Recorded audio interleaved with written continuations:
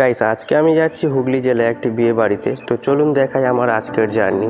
তো আমরা সংগ্রামপুর থেকে ট্রেন ধরে সোজা চলে গেলাম শিয়ালদাতে কিছুক্ষণ দাঁড়িয়ে থাকার পরে বোটে দেখালো ডানকুনি লোকাল ছাড়বে 13 নম্বর প্ল্যাটফর্ম থেকে। তো আমরা ডানকুনি লোকাল ধরে চলে গেলাম সুন্দর সুন্দর ভিউ ও হুগলি নদী দেখে ডানকুনি জংশনে।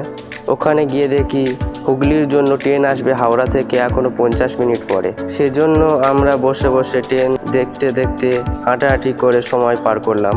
তারপরে ডানকুনি জংশন থেকে ট্রেন ধরে ফাইনালি ধনিয়াকালী হল্টে চলে গেলাম।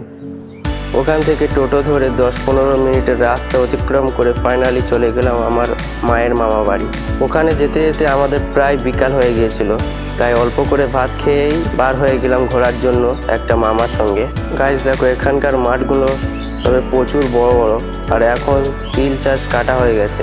তিল গাছের বাগান থাকে যখন, ঘুরতে হেভি লাগে। আমরা ঘোরাঘুরি করে এসে দেখি এখানে রান্না হচ্ছে আর এই ছাদে খাওয়াবে।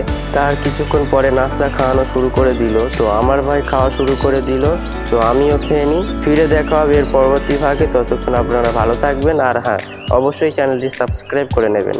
দেখা হচ্ছে পরবর্তী ভিডিওতে। আল্লাহ হাফেজ।